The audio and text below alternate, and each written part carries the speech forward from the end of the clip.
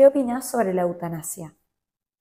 Sobre el tema de la eutanasia, bueno, en principio yo investigué bastante, mi tercer libro, la investigación fue específicamente ese tema de irnos hasta el final, y creo que para tratar específicamente el tema de la eutanasia, al igual que pasa con el aborto, con la pornografía, con la prostitución, vos podés tomar un montón de aristas, económica, política, social, legal, histórica, médica, psicológica, ¿no? Entonces, ahí realmente hay muchas razones, yo estoy en contra de la eutanasia, pero creo que una de las cosas centrales que hay que tener en cuenta con el tema de la eutanasia, independientemente de los beneficios económicos, o sea, eh, para el Estado aplicar eutanasias es el 10% de lo que le saldría a dar cuidados paliativos, ¿no? No decir, bueno, hay un ahorro estatal, entiendo por qué estos estados más economicistas y mercantilizadores de la dignidad humana se decantan por políticas eutanásicas.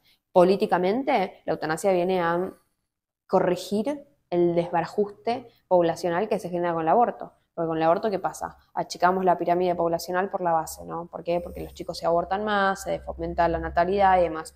Pero esto me va a quedar así, me va a quedar cada vez más amplio arriba. Entonces, ¿de qué manera puedo como achurar la pirámide? Bueno, empiezo a aplicar la eutanasia arriba. Entonces ya no tengo, por ejemplo, un problema que es que, por ejemplo, la Argentina lo va a empezar a tener y que en Europa se tiene, que es las jubilaciones. Si vos tenés menos población activa trabajando y mucha población inactiva que ya trabajó, ¿cómo vas a cubrir esas políticas jubilatorias, ¿no?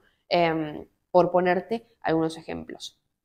Pero creo que el tema central de la eutanasia, o por lo menos a lo que a la gente más le importa, es el tema de, bueno, yo tendré que poder ser libre de decidir, ¿no? Si yo no estoy jodiendo a nadie.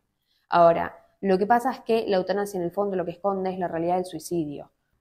Hay gente que alude sobre la eutanasia, por ahí como que reflexiona sobre esto, aludiendo a que una persona que está muy enferma, atravesando un dolor infernal, tipo, viste, como que decís, bueno, a esa persona le daría la opción de Bien. elegir.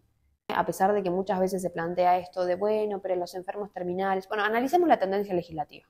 La tendencia legislativa en las prácticas de eutanasia de los países que se toman como ejemplo no es para enfermos terminales solamente, es para cualquier persona que sufra un padecimiento incurable, ¿no? Un sufrimiento prolongado incurable. Ahora, vos sabés perfectamente que cuando una persona, por ejemplo, está sufriendo depresión, tiene un sufrimiento que puede parecerle a ella totalmente incurable y prolongado. Con una medicación, con terapia, se puede, sin lugar a dudas, tratar. Pero los requisitos que se establecen en la ley son muy ambiguos, permitiendo que si se trata de lo que es la percepción de la persona, y bueno, a esa persona obviamente ese padecimiento le va a parecer que no tiene retorno y va a caer en el suicidio. Entonces, la tendencia legislativa es la eutanasia cada vez más libre, cada vez los requisitos de edad son menores, o sea, en Países Bajos hasta ahora se puede hacer la eutanasia desde el año de edad, ¿no? O sea, es obviamente con consentimiento de los padres en algunos casos, a veces sin consentimiento de los padres también, o sea, la tendencia, decíamos, es no para enfermedades terminales, sino amplia, y además la tendencia también es la eutanasia involuntaria. Países Bajos, que es como el modelo para todo el mundo, se estima que desde que la eutanasia se legalizó en Países Bajos, y estas estimaciones se hacen a partir de los documentos propios del Estado, el 12% de las muertes en Países Bajos son por eutanasia. Esto lo ponen entre las primeras 5 causas de mortalidad en un país. 12% es un montón. Y el 6%, es decir, la mitad, son, o sea, no es el 6 del 12, sino de ese total el 6, son eutanasias involuntarias. Es decir, el que consintió no fue el paciente, fue el médico, la familia, el Estado, la justicia, ¿no? La clínica. Vas a tener distintos actores, pero por distintas razones se pasó por encima de la voluntad de esos pacientes, donde además podemos saber, gracias al informe Remelink, que la mayoría de esos pacientes que reciben eutanasias involuntarias nunca pensaron en eutanasiarse, ¿no? Entonces eso todavía lo hace más cruel. Pero digo, incluso si vemos todo ese escenario, lo que tenemos que tener en cuenta es que cuando, y esto está demostrado, cuando vos a una persona le das un tratamiento efectivo del dolor, de los cuidados paliativos, y los cuidados paliativos, recordemos que cuando son integrales, son físicos, psíquicos, espirituales, económicos, son para el paciente y para su familia. Cuando vos haces una buena aplicación de los cuidados paliativos, las personas dejan de pedir eutanasia, desisten en su pedido de la eutanasia. Entonces, y además tenés que evaluar, ¿no? Que aunque una persona se esté muriendo, no es normal, no es sano que la persona se esté queriendo morir. Lo sano en un paciente que se está muriendo es que acepte que se va a morir, pero no es que se quiera morir.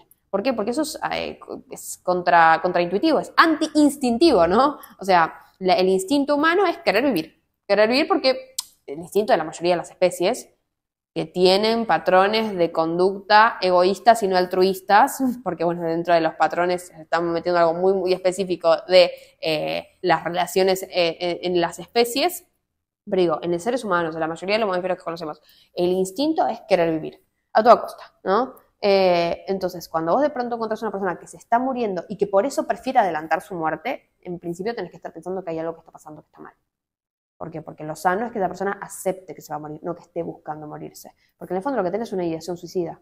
Y de hecho, si vos tratás los casos de eutanasia como personas que tienen intentos de suicidio, que se quieren matar, y les das el mismo tratamiento, generás resultados positivos. Porque justo, digamos, si vos lo trabajás como una persona que se quiere matar, que se quiere suicidar, y le das el soporte necesario, le das la terapia, de hecho la mayoría de ellos tienen, por ejemplo, enfermedades mentales del tipo de la depresión. Lo que pasa es que en la mayoría de los países que tienen eutanasia legal no se pide ningún tipo de evaluación psicológica o psiquiátrica para que la persona acceda. Entonces, vos podés tener perfectamente un paciente que te está pidiendo la muerte por depresión, porque tiene un cáncer, pero en realidad lo que lo está motivando es la depresión.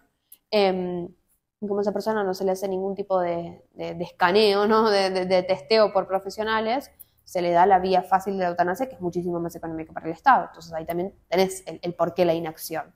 Entonces yo creo que, nada, para resumir, siento que de vuelta fue como bastante errática, tirando bastantes puntos, pero el tema de la eutanasia es muy complejo. No es algo sencillamente de libertad, porque lo cierto es que, como decíamos hace un rato con el tema de la pornografía, no todas las elecciones voluntarias son elecciones libres, ¿no? O sea, yo puedo consentir hacer algo, pero eso no necesariamente es una elección que se ha dado con plena información, sin coerción ni coacción. De hecho, el sufrimiento se ha demostrado que es un factor coercitivo, o sea, actúa como un factor coercitivo a la hora de que las personas tomen decisiones.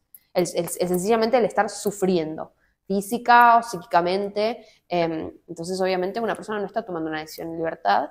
Y hay algo que también me gustaría abarcar, que es el hecho de ver a la gente como dice, no, bueno, pero es una decisión libre que yo estoy tomando, esto, tenés que respetarme mi derecho a la libertad. Prácticamente te demuestro que no es una elección libre, pero además teóricamente vos tenés que entender que los derechos son como corazas que protegen un bien en particular. Entonces, el derecho a la libertad, el derecho a la propiedad, el derecho a la vida, van a proteger al ser humano que es el que está dentro. Si el derecho es como una especie de coraza que defiende un bien en particular, no está dentro de los alcances de ese derecho destruir lo que tiene que proteger. Entonces, bajo ninguna circunstancia, esto tiene que ver con teoría del derecho, pero no está dentro de los alcances del derecho a la libertad eliminar del universo jurídico a la persona a la que tiene que proteger. Es una contradicción básica. Entonces, bueno, nada, como ahí como para tratar de cerrar, ¿no? También porque yo no te puedo respetar un derecho a la libertad que no estás ejerciendo. Pero, y dejarte solo, que además es como es la parte, yo diría, más dura sobre todo esta cultura, ¿no? De ver a alguien que está sufriendo, a alguien que se quiere matar y decir, ay no, yo no voy a hacer nada porque le estoy respetando su derecho a la libertad, me hago palmaditos en la espalda y me quedo tranquilo de que fui un buen ciudadano, cuando en realidad lo que estuve haciendo es dejar de lado a alguien que es completamente vulnerable y decir, arreglate solo, que me parece que es el peor modelo social que podemos promover.